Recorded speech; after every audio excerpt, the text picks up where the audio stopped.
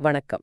நம்ம இன்னைக்கு 6ஆம் வகுப்பு சமூக அறிவியல் புத்தகத்திலிருந்து தென்னிந்திய அரசுகள் பத்தி ஆழமா பார்க்க போறோம். வணக்கம். இப்போ இந்த குறிப்புகளை பார்க்கும்போதே பல்லவர்கள், சாளுக்கியர்கள்னு ஒரு பெரிய பட்டியல், போர்கள், கோவில்கள்னு ஏகப்பட்ட தகவல்கள் இருக்கு. ஆனா ஒரு கேள்வி வருது. 7ஆம் நூற்றாண்டுல வாழ்ந்த இந்த அரசர்களை பத்தி நாம ஏன் இன்னைக்கும் பேசிட்டு இருக்கோம்? அதுதான் இங்க ரொம்ப முக்கியமான கேள்வி. என்ன பாருங்க, பல்லவர்கள்ங்கிறது வெறும் ஒரு ராஜவம்சம் மட்டும் இல்ல. ம் அவங்க தென்னிந்தியாவோட கலை, கட்டிடக்கலை, இலக்கியம்னு எல்லாத்தோட போக்கையுமே மாத்தி அமைச்சவங்க. ஒரு சின்ன குழுவா ஆரம்பிச்சு ஒரு முழு பிராந்தியத்தோட கலாச்சாரத்தையே வடிவமைக்கிற அளவுக்கு ஒரு பெரிய சக்தியா எப்படி மாறினாங்கிறது தான் அவங்களோட கதை. ரொம்ப சுவாரஸ்யமா இருக்கு. சரி, அப்போ அந்த காலகட்டத்துக்கே போயிடலாம். கிபி 7ஆம் நூற்றாண்டு.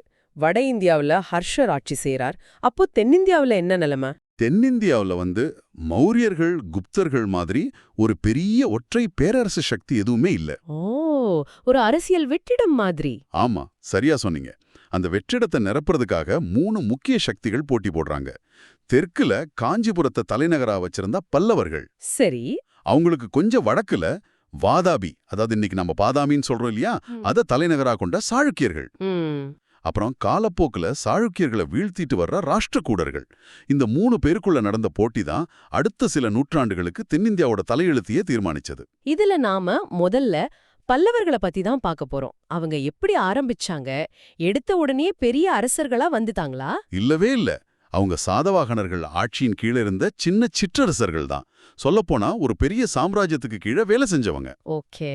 களப்பிரர்கள் படையெடுப்புக்கு அப்புறம் ஒரு குழப்பமான சூழல் உருவாச்சு.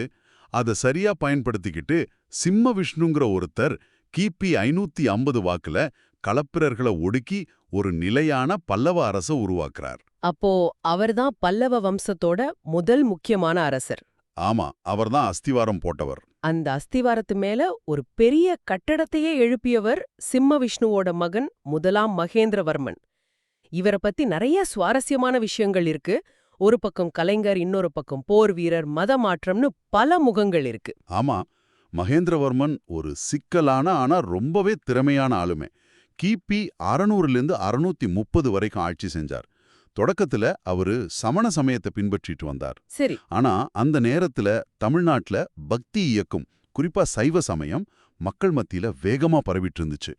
அப்பர், அதாவது திருநாவுக்கரசர், அந்த இயக்கத்தோட ஒரு முக்கியமான முகம். ஓ, அப்போ மகேந்திரவர்மன் அப்பரோட பேச்ச கேட்டு சைவ சமயத்துக்கு மாறினாருன்னு சொல்றாங்க. இது ஒரு ஆன்மீக மாற்றமா, இல்லனா இதுல ஏதாவது அரசியல் கணக்குகள் இருந்ததா? இது ஒரு நல்ல கேள்வி. பெரிய புராணம் மாதிரி நூல்கள் இது அப்பரோட அற்புதத்தால நடந்த ஒரு மனமாற்றம்னு சொல்லுது. ஆனா ஒரு ராஜாவோட ஒவ்வொரு முடிவுக்கும் பின்னாலையும் அரசியல் கணக்குகள் இருக்கும் இல்லையா? நிச்சயமா. வளர்ந்து வர்ற சைவ சமயத்தை அரவணைக்கிறதன் மூலமா அவருக்கு ஒரு பெரிய மக்கள் ஆதரவு கிடைக்கும். அதனால இது ஆன்மீகமும் அரசியலும் கலந்த ஒரு நகர்வா இருக்கவே அதிக வாய்ப்பு இருக்கு. இவரோட பங்களிப்பு வெறும் மதத்தோட நிக்கல, கட்டிடக் கலையிலேயே ஒரு புது அத்தியாயத்தையே தொடங்கி வச்சிருக்காருன்னு சொல்றீங்க. மகேந்திரபாணி குடைவரை கோவில்கள், அது என்ன கான்செப்ட்? அதுவரைக்கும் கோவில்கள்னா செங்கல், மரம், சுதை வச்சு கட்டுறதுதான் வழக்கம். ஆனா மகேந்திரவர்மன் ஒரு புரட்சிகரமான யோசனையோட வந்தார். என்ன யோசனை? நாம ஏன் கோவில கட்டணும்? ஒரு பெரிய மலையையே ஒரு கோவிலா செதுக்கணும் என்ன? இதுதான் குடைவரை கோவில். அதாவது ஒரு பெரிய பாறையை கொடைஞ்சு அதுக்குள்ள இருந்த தூண்களையும் கருவறையையும் சிற்பங்களையும் உருவாக்குறது. கேட்கவே பிரமிப்பா இருக்கு. ஆமா, மண்டகப்பட்டில் ஆரம்பிச்சு தென்னிந்தியா முழுக்க இந்த பாணி பரவுச்சு. சொல்லப்போனா இது ஒரு கலைப்புரட்சி. கலைஞர் மட்டுமல்ல, அவர் ஒரு எழுத்தாளராகவும் இருந்திருக்கார். மத்த விலாச பிரகசனம்னு சமஸ்கிருதத்துல ஒரு நாடகம். குடிகாரர்களின் மகிழ்ச்சின்னு அர்த்தம். தலைப்பே கொஞ்சம் விசித்திரமா இருக்கே. இங்கதான் மகேந்திரவர்மனோட இன்னொரு முகத்தை பார்க்கறோம். இது வெறும் நகைச்சுவை நாடகம் இல்ல, இது ஒரு அரசியல் நையாண்டி. அப்படியா? அந்த நாடகத்துல பௌத்த, காபாலிக மத துறவிகளை ரொம்ப கிண்டல் பண்ணி எழுதியிருப்பார். இது என்ன காட்டுதுன்னா, ஒரு அரசன் தன்னோட அதிகாரத்தை பயன்படுத்தி தனக்கு பிடிக்காத மதங்களை எப்படி பகடி செய்றான், அவங்க மேல மக்களுக்கு இருக்கிற நம்பிக்கையை குறைக்க முயற்சி செய்றான்னு புரியுது. அதாவது நாடக மேடைய ஒரு அரசியல் ஆயுதமா பயன்படுத்தியிருக்கார். சரியா சொன்னீங்க. இவ்ளோ திறமைகள் இருந்தும் போர்க்களத்துல ஒரு பெரிய சறுக்கல் ஏற்படுது. சாளுக்கிய மன்னன் 2ஆம் புலிகேசி கிட்ட தோத்து போறாரு. ஆமா, 2ஆம் புலிகேசி அந்த காலகட்டத்தோட மிகப்பெரிய வீரர்கள்ல ஒருத்தர். அவர் மகேந்திரவர்மனை தோற்கடிச்சு பல்லவ நாட்டோட வடக்கு பகுதியான வெங்கியை கைப்பற்றிக்கிறார். இது மகேந்திரவர்மனுக்கு ஒரு பெரிய அவமானம். ஆனா கதை இத்தோட முடியல. முடியல. இந்த அவமானத்துக்கு பழிவாங்க ஒருத்தர் காத்துட்டு இருந்தார். அவர்தான் மகேந்திரவர்மனோட மகன் முதலாம் நரசிம்மவர்மன். முதலாம் நரசிம்மவர்மன். இவருக்கு மாமல்லன்னு இங்க ஒரு பேர் இருக்கு இல்லையா? அப்பாவோட அவமானத்துக்கு பழி வாங்கணுங்கிறது தான் இவரோட ஒரே குறிக்கோளா இருந்திருக்கு. ஆமா, குறிக்கோள் மட்டும் இல்ல, அதுக்கான சரியான திட்டமும் வச்சிருந்தாரு. அவர் செஞ்ச முதல் வேலை தன்னோட படைய பயங்கரமா பலப்படுத்தினது. சரியான நேரத்துக்காக காத்திருந்து சாளுக்கியர்களோட தலைநகரான வாதாபி மேலேயே நேரடியா படையெடுத்தார். ஓ, நேரடியா தலைநகரத்தை தாக்கினாரா? ஆமா, இது வெறும் எல்லை போர் இல்ல, இது எதிரியோட வீட்டுக்குள்ளேயே புகுந்து தாக்குறது மாதிரி. அந்த போர்ல என்ன நடந்தது? அது ஒரு மிக கடுமையான போர். நரசிம்மவர்மன் வாதாபியை கைப்பற்றினார். நகரம் தீக்கிரையாக்கப்பட்டது. அந்த போர்ல 2ஆம் புலிகேசி கொல்லப்பட்டார். நரசிம்மவர்மன் தன் தந்தையோட தோல்விக்கு பழி தீர்த்துக்கிட்டார். அதுக்கப்புறம் தான் அவருக்கு அந்த பட்டப்பெயர் வந்துச்சா? ஆமா, அந்த வெற்றிக்கு பிறகுதான் அவருக்கு வாதாபி கொண்டான்கிற பட்டமே வந்துச்சு.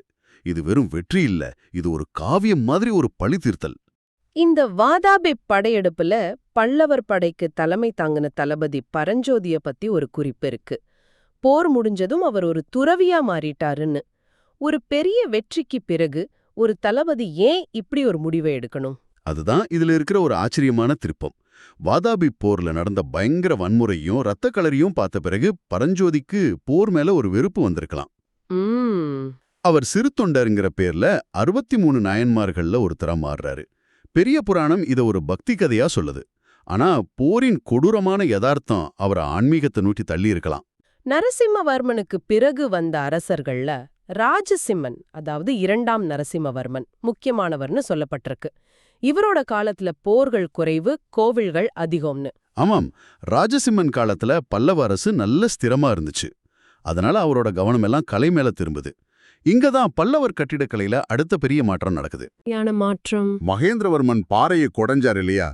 ராஜசிம்மன் ஏன் கொடையணும், நாமளே கற்களை கொண்டு வந்து ஒண்ணு மேல ஒண்ணா வச்சு கோவிலை உருவாக்கலாமேன்னு யோசிச்சார். ஓ, இதுதான் கட்டுமான கோவில்களோட தொடக்கமா? குடைவரை கோவில்களுக்கும் இதுக்கும் என்ன பெரிய வித்தியாசம்? பெரிய வித்தியாசம் இருக்கு. குடைவரை கோவிலுங்கிறது ஒரு சிற்பம் மாதிரி, ஒரு பாறையிலிருந்து தேவையில்லாததை நீக்கிறது. ஆனா கட்டுமான கோவிலுங்கிறது ஒரு கெட்டடம் கட்டுற மாதிரி. சரி சரி. தனித்தனியா கற்களை கொண்டு வந்து ஒன்னோட ஒன்னு சேர்க்கிறது. இது தொழில்நுட்ப ரீதியா ஒரு பெரிய முன்னேற்றம். காஞ்சி கைலாசநாதர் கோவில் இந்த பாணிக்கு ஒரு மிகச்சிறந்த உதாரணம். பிற்கால சோழர்கள் கட்டின பெரிய கோவில்களுக்கு இது ஒரு முன்னோடி மாதிரி. கரெக்ட். தஞ்சை பெரிய கோவில் மாதிரி பிரம்மாண்டமான கோவில்களை கட்டுறதுக்கு இதுதான் அடிப்படை. சரி, இப்போ பல்லவர் கால கட்டிடக்கலையோட பரிணாம வளர்ச்சியா ஒரு தடவை தொகுத்து பார்க்கலாம். ஆமாம். முதல்ல மகேந்திரவர்மன் பாணி, அதாவது குடைவரை கோவில்கள். இது முதல் படி. சரி. இரண்டாவது மாமல்லன், அதாவது நரசிம்மவர்மன் பாணி. இங்கேயும் கொடைஞ்ச மண்டபங்கள் கட்டினாங்க. ஆனா அதைவிட முக்கியமா ஒட்டுமொத்த பாறையையுமே ரதம் மாதிரி செதுக்குனாங்க. மாமல்லபுரத்துல இருக்கிற பஞ்சபாண்டவர் ரதங்கள் இதுக்கு உதாரணம். ஒவ்வொன்னும் ஒரே கல்லாலானது, அதனாலதான் அதுக்கு மணலித்திக்குன்னு பேரு இல்லையா? ஆமாம், சரியா சொன்னீங்க. இந்த மாமல்லன் பாணியில தான் அந்த புகழ்பெற்ற அர்ஜுனன் தபசு சிற்பமும் வருதா? ஆமாம், அது ஒரு திறந்தவெளி கலையரங்கம். உலகத்திலேயே இந்த மாதிரி செதுக்கப்பட்ட திறந்தவெளி சிற்பங்கள்ல இதுதான் மிக பெருசு. ஒரு பெரிய பாறையில கங்கை நதி விண்ணிலிருந்து இறங்கி வர்ற கதையையும் அர்ஜுனன் தவம் செய்யற காட்சியையும் இணைச்சு செதுக்கியிருப்பாங்க. ஆனா அதுக்குள்ள சின்ன சின்ன சுவாரஸ்யமான விஷயங்கள் ஒளிஞ்சிருக்குன்னு சொல்லுவாங்க. இருக்கு. அந்த சிற்பத்துல ஒரு பூனை அர்ஜுனன் மாதிரியே ஒத்த கால்ல நின்னு தவம் செய்யற மாதிரி செதுக்கியிருப்பாங்க. அப்படியா? ஆமா, அதுக்கு கீழே எலிங்கெல்லாம் பயமில்லாம விளையாடிட்டு இருக்கும். இந்த பூனை திருந்திருச்சுன்னு நம்பி ஏமாந்துட்டு இருக்கும். 7ஆம் நூற்றாண்டிலேயே ஒரு பெரிய காவிய சிற்பத்துக்குள்ள இப்படி ஒரு சின்ன நையாண்டிய வைக்க முடிஞ்சிருக்கு பாருங்க. அருமை. சரி, 3வது பாணி நாம ஏற்கனவே பேசின ராஜசிம்மன் பாணி, கட்டுமான கோவில்கள். 4வது நந்திவர்மன் பாணி, அது எப்படி இருக்கும்? அதுவும் கட்டுமான கோவில்கள் தான். ஆனா ராஜசிம்மன் பாணியை விட கொஞ்சம் சின்னதாவும் நேர்த்தியாவும் இருக்கும். காஞ்சி வைகுண்ட பெருமாள் கோவில் இதுக்கு ஒரு நல்ல உதாரணம். அப்போ பாறைய கொடைஞ்ச ஆரம்பிச்சு கற்களை வச்சு கட்டுறது வரைக்கும் பல்லவர்கள் ஒரு முழு கட்டிடக்கலை பயணத்தையே நடத்தி முடிச்சிருக்காங்க. ஆமா, அவங்க வெறும் கோவில்களை கட்டல, எப்படி கோவில் கட்டணுங்கிற இலக்கணத்தையே எழுதுனாங்கன்னு சொல்லலாம். கட்டிடக்கலை ஒரு பக்கம் இருக்கட்டும், பல்லவர் காலத்துல கல்வி, இலக்கியம் எப்படி இருந்துச்சு? காஞ்சிபுரம் ஒரு பெரிய கல்வி மையமா இருந்துச்சுன்னு கேள்விப்பட்டிருக்கேன். ஆமா, காஞ்சிபுரம் வெறும் தலைநகரம் இல்ல, அது ஒரு சர்வதேச பல்கலைக்கழகம் மாதிரி இருந்துச்சு. அங்க கடிகைன்னு ஒரு கல்வி நிறுவனம் இருந்துச்சு. கடிகை. வெளிநாடுகள்ல இருந்தெல்லாம் மாணவர்கள் அங்க வந்து படிச்சாங்க. நியாயபாஷ்யாங்கிற முக்கியமான தத்துவ நூலை எழுதின வாத்ஸ்யாயர் இந்த காஞ்சி கடிகையில ஆசிரியரா இருந்திருக்காருன்னா பாத்துக்கோங்களேன். அப்போ அதோட தரம் என்ன அளவுக்கு இருந்திருக்கும்னு யோசிக்க முடியுது. இலக்கியத்துல சமஸ்கிருதம் தமிழ் 2 மொழிக்குமே முக்கியத்துவம் கொடுத்திருக்காங்களா? நிச்சயமா. இங்க ஒரு சுவாரஸ்யமான பிரிவை பார்க்க முடியும். அரசவையில அறிஞர்கள் மத்தியில சமஸ்கிருதம் ஒரு முக்கிய மொழியா இருந்துச்சு. தண்டன் எழுதின தசகுமார சரிதம், பாரவி எழுதின கிருதார்ஜுனியம் மாதிரியான காவியங்கள் எல்லாம் சமஸ்கிருதத்துல தான் எழுதப்பட்டுச்சு. அதே நேரத்துல மக்கள் மத்தியில நாயன்மார்கள் எழுதின தேவாரமோ ஆழ்வார்கள் எழுதின நாலாயிர திவ்ய பிரபந்தமோ பக்தி இலக்கியத்தோட உச்சம். ஓ, அப்போ அரசவையில சம்ஸ்கிருதமும் மக்கள் மத்தியில தமிழுன்னு 2 பெரிய இலக்கிய நீரோட்டங்கள் இணைய ஓடிட்டு இருந்துச்சு. ஆமா, சரியா சொன்னீங்க. அப்போ நாம பேசுனத வச்சு பார்த்தா பல்லவர்கள் வெறும் ஒரு போர்க்குணம் கொண்ட வம்சம் மட்டும் இல்ல. அவங்க காலத்துல தான் தென்னிந்தியாவுல முதல் முறையா பாறைகளை குடைஞ்சு கோவில்கள் உருவாச்சு. அப்புறம் கற்களை வச்சு கோவில்கள் கட்டப்பட்டுச்சு. காஞ்சிபுரம் ஒரு உலகத்தரம் வாய்ந்த கல்வி மையமா மாறுச்சு. சம்ஸ்கிருதமும் தமிழும் சேர்ந்து வளர்ந்துச்சு. இதுதான் அவங்களோட உண்மையான பங்களிப்புன்னு சொல்லலாமா? மிகச் சரியா தோத்திமே. அவங்க விட்டுட்டு போனது வெறும் வெற்றிகளையோ தோல்விகளையோ இல்ல. அவங்க விட்டுட்டு போனது ஒரு கலைப்பார்வை, ஒரு கட்டிடக்கலை புரட்சி, ஒரு இலக்கிய மரபு. நாம இன்னைக்கு மாமல்லபுரத்துல பார்க்கிற ஒவ்வொரு சிற்பமும், காஞ்சிபுரத்துல பார்க்கிற ஒவ்வொரு கோவிலும் அந்த பார்வையோட உறைஞ்சு போன சாட்சியங்கள்.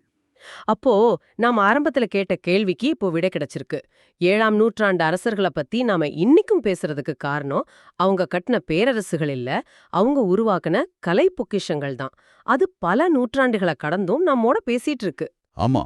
இந்த கலந்துரையாடலுக்கு பிறகு நீங்க மாமல்லபுரத்துக்கு போனீங்கன்னா அது வெறும் ஒரு சுற்றுலா தலமா பார்க்க மாட்டீங்கன்னு நம்புறேன். ஒவ்வொரு கல்லுக்கு பின்னாலேயும் ஒரு ராஜாவோட கனவு, ஒரு கலைஞனோட உழைப்பு, ஒரு முழு சகாப்தத்தோட கதை இருக்குங்கிறத உணர்வீங்க. சாளுக்கியர்களோட கதை ரொம்ப சுவாரஸ்யமானது. ஏன்னா அவங்க ஒரு மாதிரி இந்தியாவோட மையத்துல இருந்தாங்க. வடக்குல ஒரு பேரரசு, தெற்குல இன்னொரு பேரரசு, இதுக்கு நடுவுல இவங்க. இந்த புவியியல் அமைப்பு தான் அவங்களோட பலமும் பலவீனமும் கூட. நீங்க சொல்றது சரிதான், ஒரு பாலம் மாதிரி இருந்திருக்காங்க. சரி, அப்போ அவங்க ஆட்சி செஞ்ச பகுதி எதுன்னு ஆரம்பிக்கலாம். அவங்க தென்னிந்தியாவோட மத்திய மேற்கு பகுதிகளில் தான் இருந்தாங்க. இப்போ இருக்கிற மகாராஷ்டிராவோட பெரும்பகுதின்னு வச்சுக்கலாம். தலைநகரம் வாதாபி. அதாவது இன்னைக்கு நம்ம பாதாமின்னு சொல்றோமே, அந்த இடத்தான? அதேதான். அவங்க எல்லையில புரிஞ்சுக்கிட்டாலே அவங்க சந்திக்க போற சவால்களை நம்ம புரிஞ்சுக்கலாம். எப்படி? வடக்குல நர்மதா நதி வரைக்கும் அவங்க எல்லை. அதுக்கு அந்த பக்கம் பேரரசர் ஹர்ஷரோட சாம்ராஜ்யம். ஓஹோ. தெற்குல பார்த்தா காஞ்சிபுரத்தை தலைநகரா கொண்ட பல்லவர்கள். கிழக்குல கலிங்கம், அதாவது இன்றைய ஒடிஷா. ஆக சுத்தி வலுவான அரசுகள். அதனால போர் அவங்க வாழ்க்கையில ஒரு நிரந்தரமான அங்கமா இருந்திருக்கு. நிச்சயமா. இந்த சாளுக்கியர்கள்னு ஒரே பேர்ல சொன்னாலும் இதுல 3 தனித்தனி வம்சங்கள் இருந்திருக்குன்னு உங்க குறிப்புகள் சொல்லுது. இது ஒரே குடும்பத்தோட கிளைகளா? நல்ல கேள்வி. அவங்க ஒரே குடும்பத்தோட நெருங்கிய தொடர்புடைய 3 கிளைகள் மாதிரிதான். சரி. முதல்ல வந்தவங்க தான் வாதாபி சாளுக்கியர்கள். இவங்க தான் அஸ்திவாரம் போட்டவங்க. ஓகே. அவங்க கிட்ட இருந்து பிரிஞ்சு போன ஒரு கிளையினர் தான் வெங்கி சாளுக்கியர்கள். இவங்கள கீழை சாளுக்கியர்கள்னு சொல்லுவாங்க. அப்போ 3வது. பல நூற்றாண்டுகளுக்கு பிறகு வாதாபி வம்சம் வீழ்ந்ததும் அவங்களோட வழித்தோன்றல்கள் கல்யாணிங்கிற இடத்துல ஆட்சியை பிடிப்பாங்க. அவங்க தான் மேலை சாளுக்கியர்கள். ஆக வாதாபி, வெங்கி, கல்யாணி இந்த 3 பேரோட கதையும் ஒன்னோட ஒன்னு பிணைஞ்சது. கரெக்ட். இவ்ளோ விஷயங்கள் அதுவும் கிட்டத்தட்ட 1500 வருஷத்துக்கு முன்னாடி நடந்திருக்கு. இதெல்லாம் நமக்கு எப்படி இவ்ளோ துல்லியமா தெரியும்? ஏதாவது உறுதியான சான்றுகள் இருக்கா? இருக்கு. அவங்களே நமக்காக நிறைய தடயங்களை விட்டுட்டு போயிருக்காங்க. சொல்லப்போனா அவங்களோட வரலாறு பாறையில பொறிக்கப்பட்டிருக்கு. கல்வெட்டுகளா? ஆமா.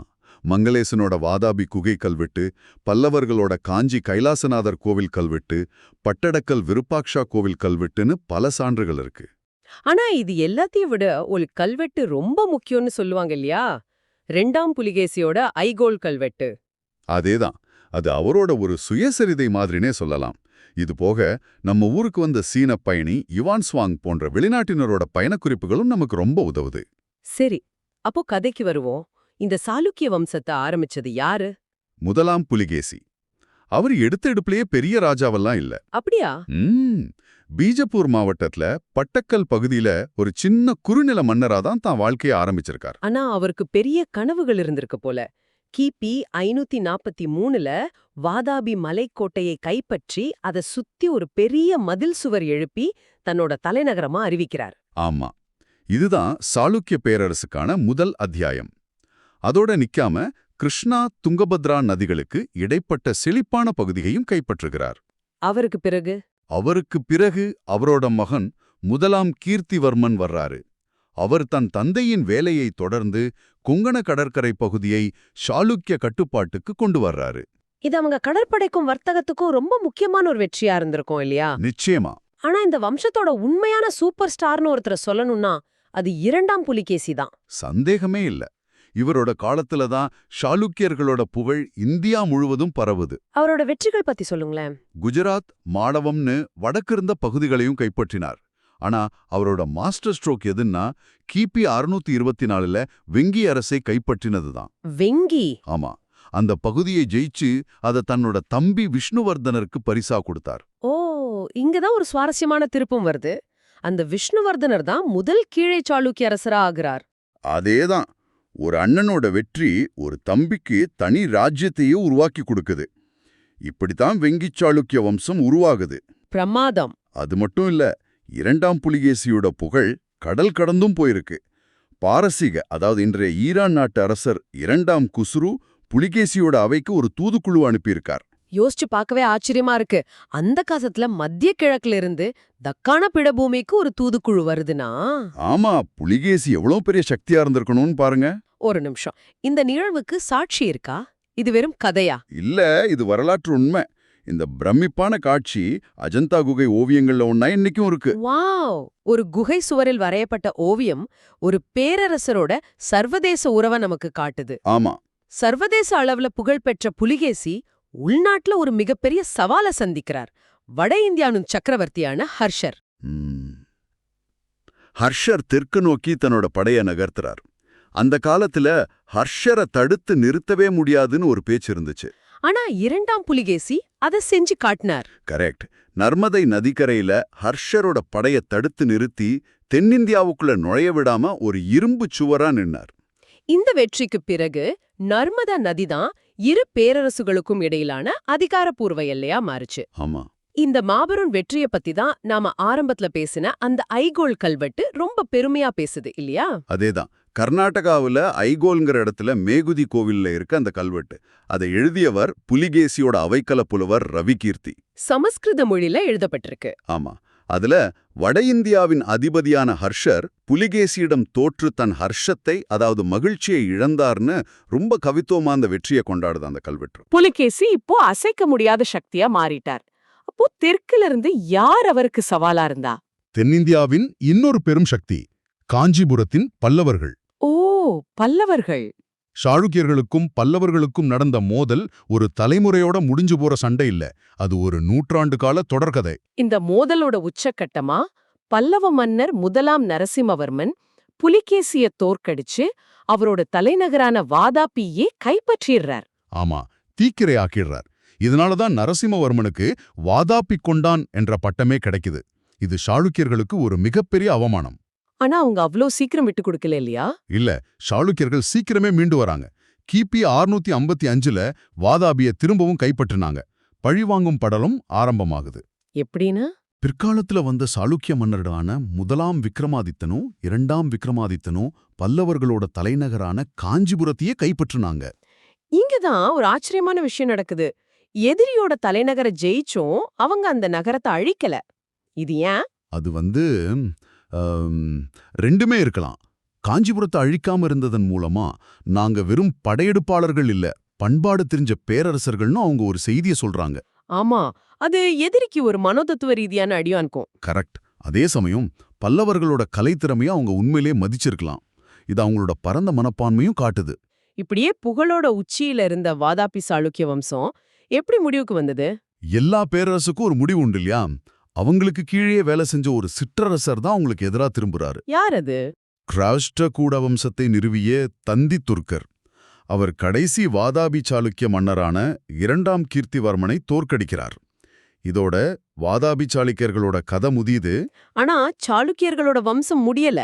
ஒரு சின்ன இடைவேளைக்கு பிறகு அவங்களோட வழித்தோன்றல்கள் கல்யாணி மேலை சாளுக்கியர்கள்ங்கிற பேர்ல மீண்டும் ஆட்சிக்கு வராங்க. ஆமாம், ஒரு ரீஎன்ட்ரி மாதிரி. ராஷ்டிரகூடர்களுக்கு கீழே சிற்றரசரா இருந்த இரண்டாம் தைலப்பர் சரியான நேரத்துல கிபி 973ல கல்யாணியை கைப்பற்றி சாளுக்கியர்களோட ஆட்சியை மீண்டும் நிறுவுறார். இவங்களோட தலைநகர் கல்யாணி. இவங்களும் வலிமையானவங்களா இருந்தாங்களா? ஓ நிச்சயமா. 6ஆம் விக்ரமாதித்தர் போன்ற மன்னர்கள் வடக்கே நர்மதையிலிருந்து தெற்கே காவிரி வரைக்கும் ஒரு பெரிய நிலப்பரப்ப ஆட்சி செஞ்சாங்க. அப்போ இவங்களுக்கும் தெற்குல இருந்த சோழர்களுக்கும் சண்டை நடந்திருக்குமே. கடுமையா நடந்திருக்கு. குறிப்பா வளம் நிறைந்த வெங்கி படுதிக்காக சோழர்களுக்கும் மேலை சாளுக்கியர்களுக்கும் இடையே பல போர்கள் நடந்தன. ஓகே, போர்கள் வெற்றிகள்னு ஒரு பக்கம் இருக்கட்டும். ஆனா சாளுக்கியர்கள்னு சொன்னோனே பலருக்கும் நினைவுக்கு வர்றது அவங்களோட கலை மற்றும் கட்டடக்கலை தான். அது ஒரு தனி உலகம் இல்லையா? கட்டாயம். அவங்க கட்டடக்கலைக்கு ஒரு புதிய இலக்கணத்தையே எழுதுனாங்க. அதுக்கு பேரு வெசரா பாணி. வெசரா பாணி. ஆமா, இத சுலபமா புரிஞ்சுக்கலான்னா இது ஒரு ஃபியூஷன் மியூசிக் மாதிரி. தென்னிந்திய கட்டடக்கலையான திராவிட பாணியில இருந்தும் வட இந்திய கட்டடக்கலையான நகரா பாணியில இருந்தும் சிறந்த அம்சங்களை எடுத்து தங்களுக்கே ஒரு புதிய பாணியை உருவாக்குனாங்க. நான் ஒரு சாளுக்கியர் கோவில பாக்குறேன்னா அது வெசரா பாணி நீ எனக்கு எப்படி தெரியும்? சுலபமா கண்டுபிடிக்கலாம். உதாரணத்துக்கு கோவிலோட கோபுரம் தென்னிந்திய கோவில்கள்ல இருக்கிற மாதிரி படிப்படியா இருக்கலாம். ஆனா கோவிலோட அடித்தள அமைப்பு வட இந்திய பாணியில நட்சத்திர வடிவத்துல இருக்கலாம். இப்படி 2 பாணியோட கூறுகளையும் ஒரே கட்டடத்துல பார்க்க முடியும். ஆகவே மிருதுவான மணற்கற்களை தேர்ந்தெடுத்து பயன்படுத்தியிருக்காங்க. அவங்களுடைய கலைப்படைப்புகளை நம்ம 3 முக்கிய இடங்கள்ல பார்க்கலாம்: ஐஹோல், வாதாபி, பட்டடக்கல். இதுல வாதாபியில இருக்கிற குகை கோவில்கள் ரொம்ப பிரபலம்னு நினைக்கிறேன். ஆமா, சிவன், விஷ்ணு, பிரம்மான்னு எல்லா கடவுள்களுக்கும் இங்க கோவில்கள் இருக்கு. சேஷநாகர் மேல படுத்திருக்கிற விஷ்ணு, வராக அவதாரம், நரசிம்ம அவதாரம்னு சிற்பங்கள் எல்லாம் தத்ரூபமா இருக்கும். ஆனா பட்டடக்கல் இது எல்லாத்தையும் விட ஒரு படி மேல.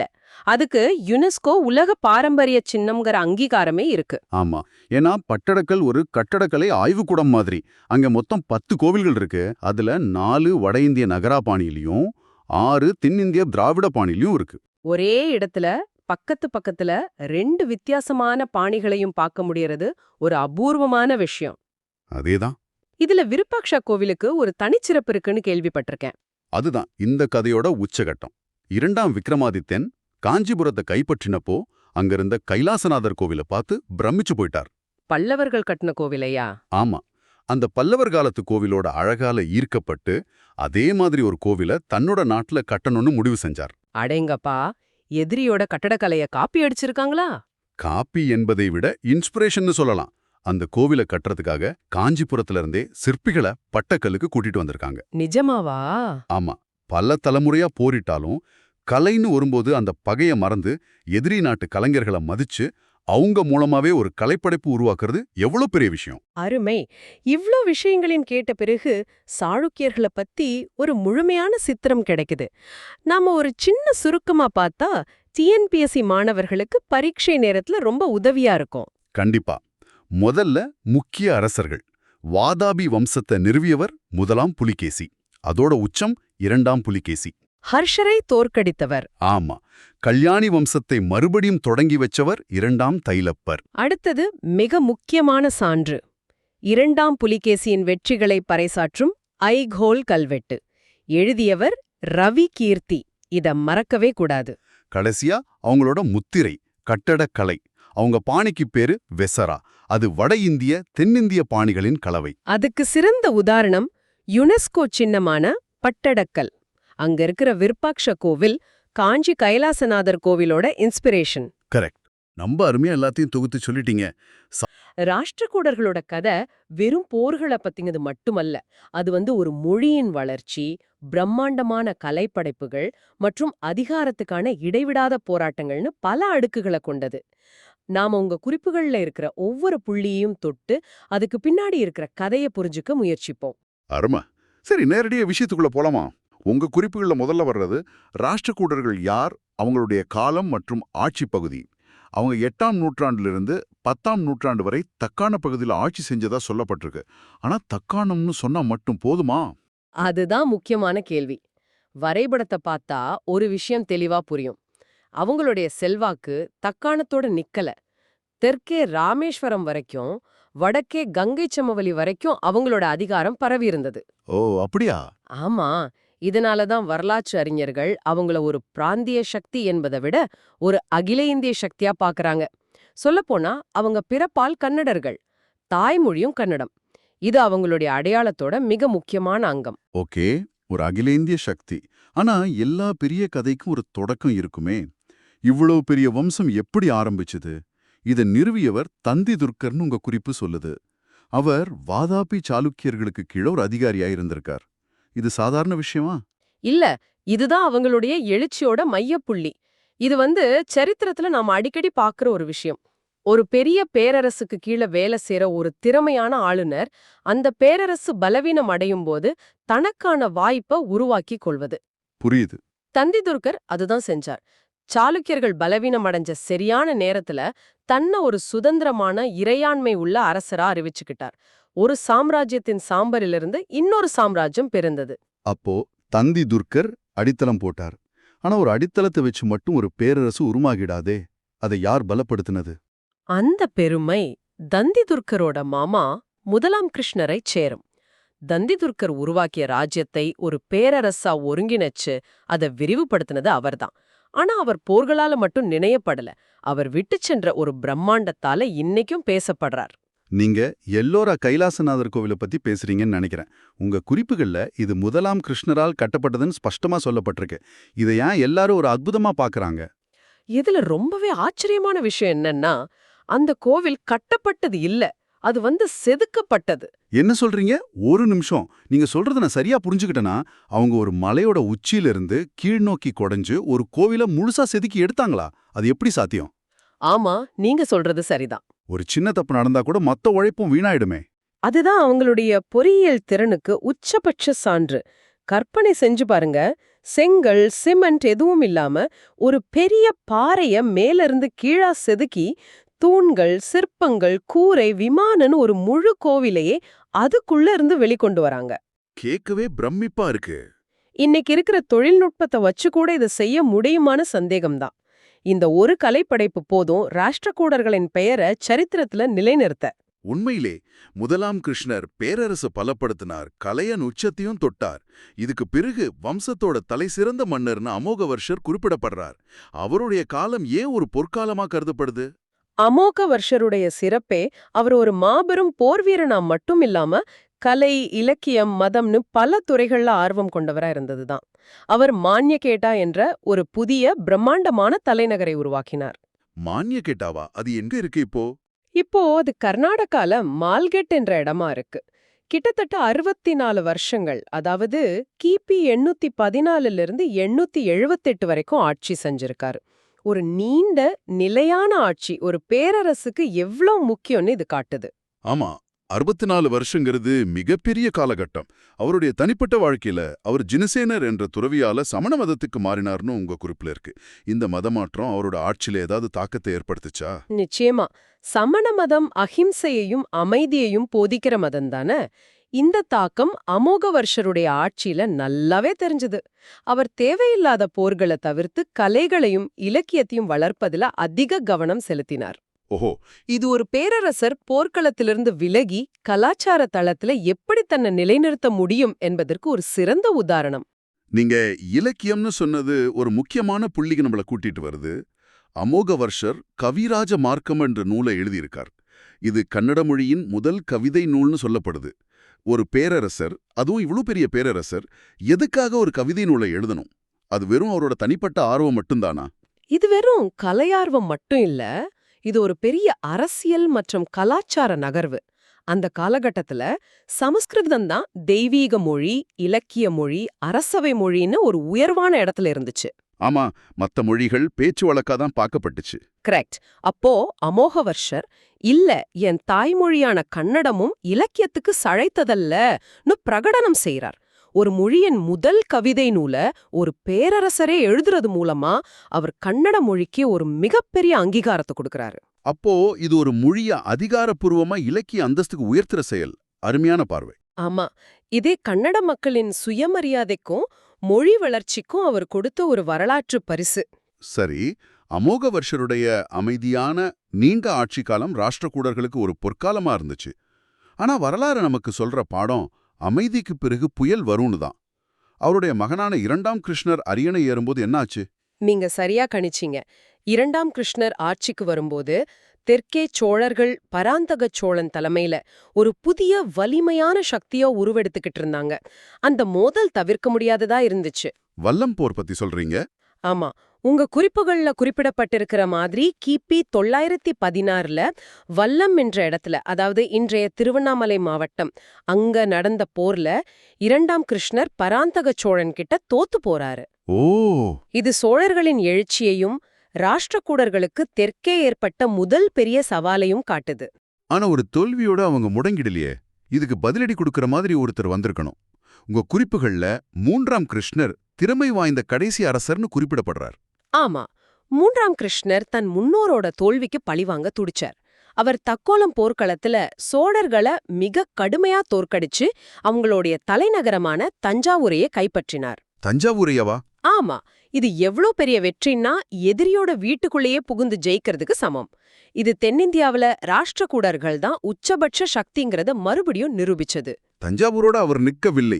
ராமேஸ்வரம் வரை படையெடுத்து போய் அங்கே கிருஷ்ணேஸ்வரர் கோவிலை கட்டியதாகவும் வடக்கிலும் கண்ணோசியை கைப்பற்ற போரிட்டதாகவும் குறிப்புகள் சொல்லுது. கண்ணோசிக்கு ஏன் அவ்வளவு முக்கியத்துவம்? இவங்களுக்கும் நடுவுல இருந்துச்சு. அதை கட்டுப்படுத்துறதுனா வட இந்தியாவோட பொருளாதாரத்தையே கட்டுப்படுத்துறதுக்கு சமம். ஓ, அதனாலதான் எல்லாரும் அதுக்காக சண்டை போட்டாங்களா?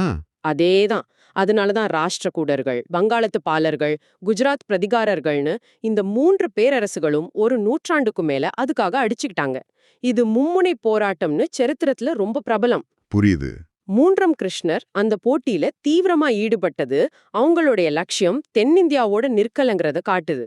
இவ்ளோ உச்சத்தை அடைஞ்ச ஒரு பேரரசு எப்படி வீழ்ச்சி அடைஞ்சது? உங்க குறிப்புகள்ல மூன்றாம் கிருஷ்ணருக்கு பிறகு வந்தவங்க திறமையற்றவர்களா இருந்ததால பேரரசு வீழ்ந்ததுன்னு ரொம்ப சுருக்கமா முடிச்சிட்டாங்க.